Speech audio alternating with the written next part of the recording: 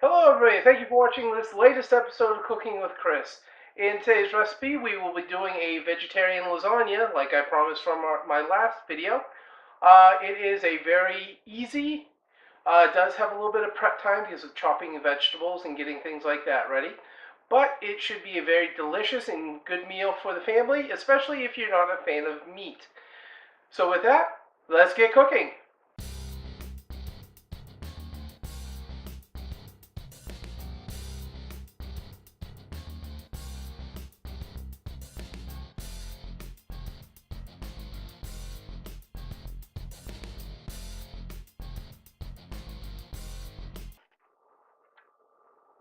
Okay everybody, so to start out this video off, what we're going to do is we're going to take our mushrooms. I'm only going to use about a half a package. Actually, yeah, hell with it. I'm going to put in the whole package. And what we're going to do is we're just cook these up a little in the olive oil. Don't forget to put that in. And you want to put that about a tablespoon or two in. And what we do is just cook this up. Let these get so they're not quite not so stiff. Okay, now that our mushrooms are cooked, what we're going to do is this is about 2 cups of diced carrot. You can put more in, you can put less in if you want. Just mix that up. You might want to lower your heat if you start out on high, like I always seem to. And then what we're going to do is we're going to add in our spices. What I'm doing is I'm using 1/3 of a cup of the dried minced onions. We are using 1/8 of a teaspoon of garlic powder, 1 teaspoon of parsley, 1/2 teaspoon of salt and pepper, 1 teaspoon of basil. And what we do is put that in and mix it all around. And then the next thing we're going to add in is going to be our broccoli.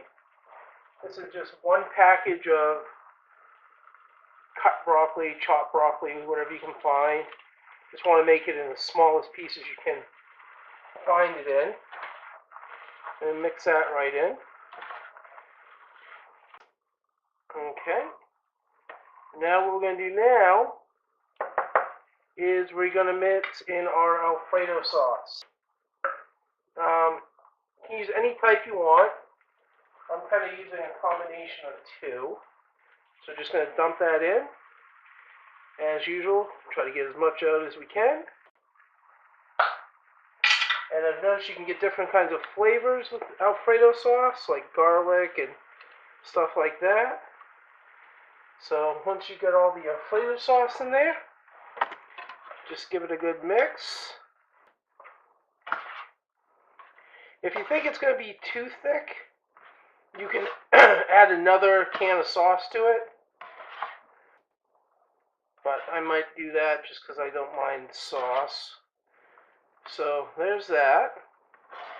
And then the final ingredient we're going to add to this little concoction is going to be our spinach.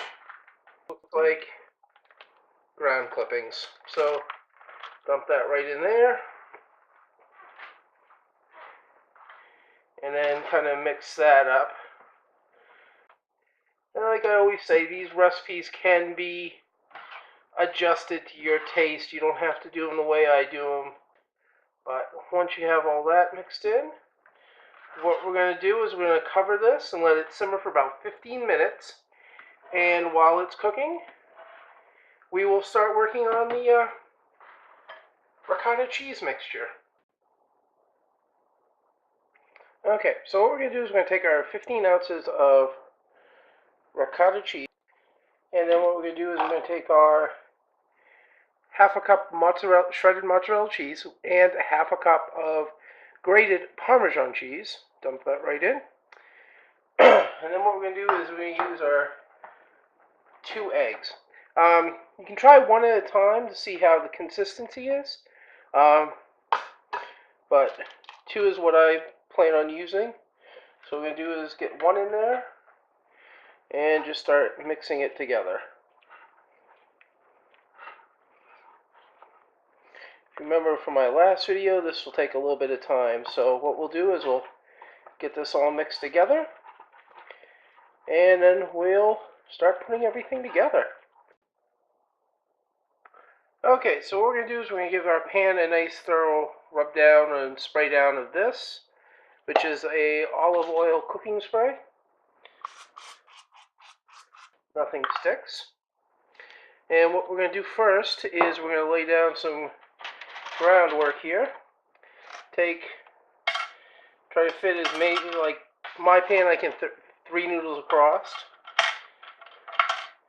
And then what we're going to do is we're going to take a little bit of our mixture of ricotta cheese. This is up to you how much you put in here. And then we're just going to spread it right across.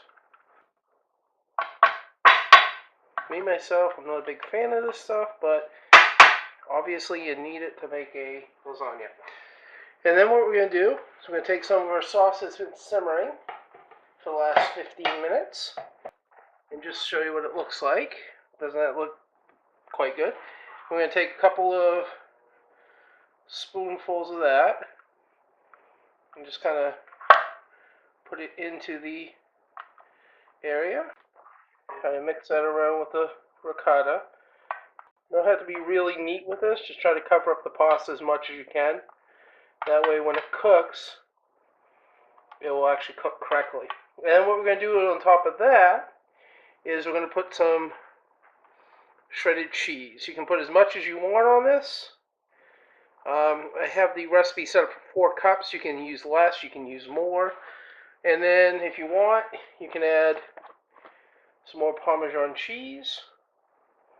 Like I said, I have it set up so there's like 2 cups of this, or 1.5 cups left to use.